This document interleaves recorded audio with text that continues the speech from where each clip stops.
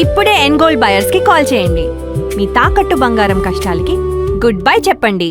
నమస్కారం, నా పేరు డాక్టర్ షగుఫ్తా. నేను న్యాచురోపతి డాక్టర్ని. మోకాళ్ళ నొప్పులు అధికంగా ఉన్నాయి మేడం, తిమ్మిర్లు వస్తున్నాయి, బలంగా అనిపిస్తుంది. నడుస్తున్న ఒక అడుగు ముందుకి ఒక అడుగు వేసే ముందు ఇంతకుముందు హ్యాపీగా నడిచేదాన్ని, వాకింగ్కి వెళ్ళేదాన్ని, మా ఫ్రెండ్స్తో మంచిగా పార్క్ నిండా వాక్ చేసుకునేదాన్ని. ఇప్పుడు అసలు మోకాళ్ళ నొప్పులు ఉన్న వాళ్ళ పార్క్ వెళ్ళట్లేదు.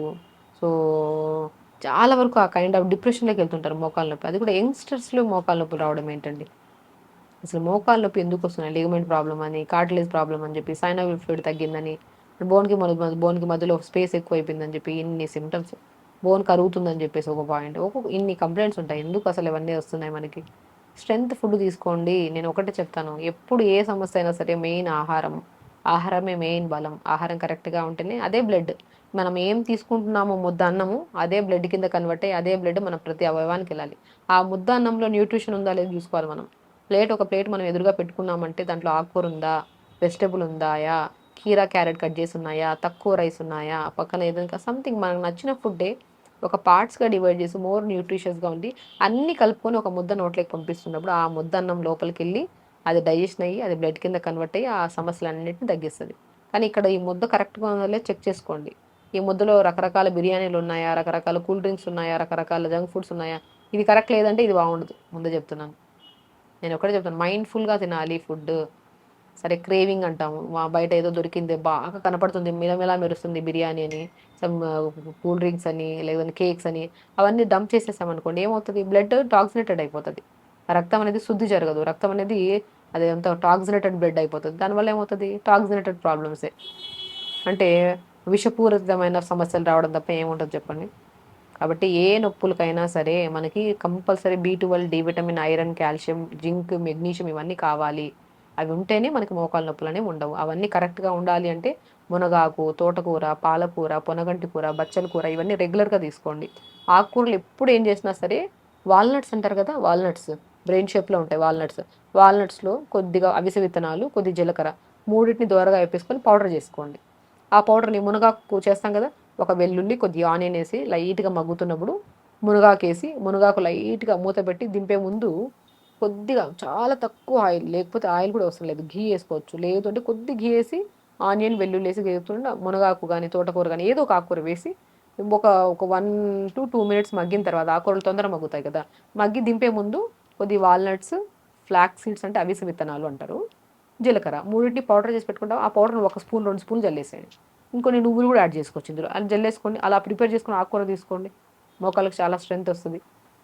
వాల్నట్స్ తీసుకుంటున్నామా, అవిసె విత్తనాలు తీసుకుంటున్నామా, జీలకర్ర తీసుకుంటున్నామా, నువ్వులు, నాలుగిట్లో more vitamins, calcium, B12, D vitamin, iron అన్నీ వస్తాయి.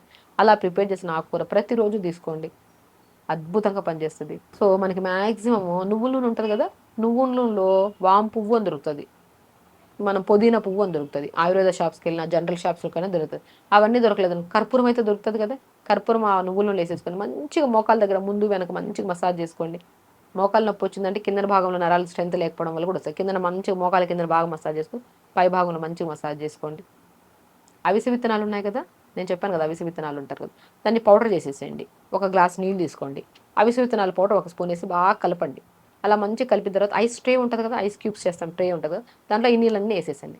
ఆ అవిసె విత్తనాల పౌడర్ని నీళ్ళలో కలిపిన దాన్ని నీళ్ళని ఐస్ ట్రేలో వేసుకొని ఫ్రిడ్జ్లో పెట్టేసండి. ఒక 1-2 అవర్స్ తర్వాత ఐస్ క్యూబ్స్, ఆ ఐస్ క్యూబ్ని ఫస్ట్ మోకాల కింద భాగంలో పై భాగంలో మంచిగా అప్లై చేయండి. దాని తర్వాత నువ్వులలో మన కర్పూరం కలిపిన ఆయిల్ రాసుకోండి. అద్భుతంగా పనిచేస్తుంది మోకాల నొప్పులు కానీ ఎనీ కైండ్ ఆఫ్ పెయిన్. మీకు నెక్ పెయిన్ ఉందా, షోల్డర్ పెయిన్ ఉందా, ఫింగర్ పెయిన్ ఉందా, ఎనీ పెయిన్, అవిసె విత్తనాల పౌడర్తో చేసిన ఐస్ క్రీమ్ని అప్లై చేసి దాని తర్వాత ఆయిల్ రాయండి. అద్భుతంగా పనిచేస్తుంది. ఏదైనా అండి, ఇది బాగుండాలి, ఎక్సర్సైజ్ చేయాలి, అన్నీ సెట్ అవుతాయి 100%. నొప్పులు ఉన్నాయని బాధపడి, ఇబ్బంది పడి, నొప్పులు ట్యాబ్లెట్ వేసుకొని కిడ్నీ ప్రాబ్లమ్స్ వచ్చి, గ్యాస్ట్రిక్ ప్రాబ్లమ్స్ వచ్చి, ఈ సమస్యలు అవసరమా మనకి చెప్పండి? ఎందుకంటే చాలా మందికి మోకాలు నొప్పులు అనుకుంటాం ట్యాబ్లెట్లు వేసేసి. న్యాచురల్ ప్రాసెస్ ఏదైనా ఒక రోజైనా చేస్తామా, 2 రోజులు చేస్తామా? వేసిన వెంటనే ఇమీడియట్ రిజల్ట్ రావాలంటే ఏది కష్టమే. తిన్న ఆహారం వెళ్ళాలి, డైజెషన్ అవ్వాలి, అది బ్లడ్ కింద కన్వర్ట్ అవ్వాలి, ఆ సమస్య మీద దాడి చేయాలి, అది కొద్ది తగ్గడానికి 10-15 రోజులు పడుతుంది. ఆ సహనం అన్న ఉండాలి కదా, సహనం ఉండదు. వేసిన వెంటనే ట్యాబ్లెట్ లాగా వేసిన వెంటనే అర్ధ గంటలో తగ్గుతుంది, మళ్ళీ సాయంత్రం కల్లా మళ్ళీ నొప్పి వస్తుంది, మళ్ళీ ట్యాబ్లెట్ వేసి శరీరాన్ని కెమికలైజ్ చేయడం ఎందుకు చెప్పండి? బలమైన ఆహారం తీసుకుంటే, బలంగా మంచిగా ఉంటే, ఎక్సర్సైజ్ మంచిగా చేస్తే ఆలోచనలు కరెక్ట్గా ఉంటే అన్ని సమస్యలకి బెస్ట్ సొల్యూషనే. తినే ఆహారం మీద మనం టీ తాగేసాము, బిస్కెట్లు తినేసాము అంటే ఏమవుతుంది? 4 దాటేంత వరకు ఓకే. 4 దాటిన తర్వాత మనకు ఆ టేస్ట్ తెలుస్తదా? తెలీదు గదా! నిజమే గదండీ! సరే అదేదో బజ్జీలు తిన్నాం, ఇది తిన్నాం. అది మన బాడీకి సెట్ అవుతదా? లేదా? అని ఒక్కసారి ఆలోచించడం అంతే. తినడం తప్పు కాదు. తినే ముందు ఒక్కసారి ఆలోచించండి. అరే! నా శరీరంలో ఇది వెళ్ళడం వల్ల నేను ఇప్పటి వరకు శుద్ధి చేసుకుంటున్నానా? నా నా రక్తాన్ని మంచి ఫుడ్ తిని శుద్ధి చేసుకుంటున్నా. ఒక ఫంక్షన్‌కెళ్ళి అవి ఇవి తినేసి నా శుద్ధి చేసుకునే ప్రొసీజర్‌ని మళ్ళీ బ్రేక్ చేయడం ఎందుకు? అలా కాకుండా ఒక కొన్ని రోజులు హ్యాపీగా చేస్తున్నంత సేపు బాగున్నాను కదా! హెల్తీగా ఉన్నాను.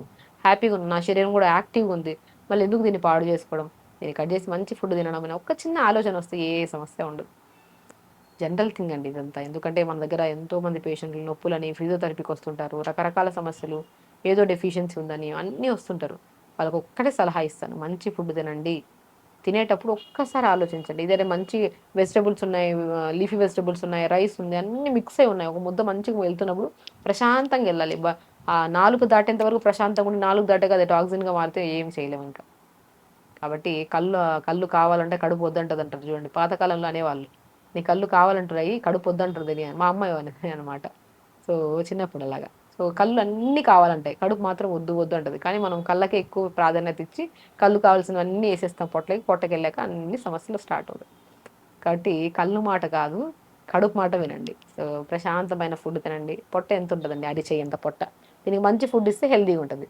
చెత్త ఫుడ్ ఇస్తే టాక్సినేటెడ్ అవుతది. విపరీతమైన బరువు పెరిగిపోవడం, మోకాళ్ళ నొప్పులు, ఒకటి కాదు జుట్టు రాలడం, స్కిన్ పాడవడం అన్ని సమస్యలొస్తాయి. కాబట్టి ఎందుకు అన్నీ అవసరమా? సో, హెల్తీగా ఉంటే సరిపోతది. సో, హెల్తీ ఉండాలి, యాక్టివ్‌గా ఉండాలి. నువ్వుల నూనె, వాము పువ్వు, పుదీనా పువ్వు, కర్పూరం కలిపేసి మంచిగా రాసుకోండి.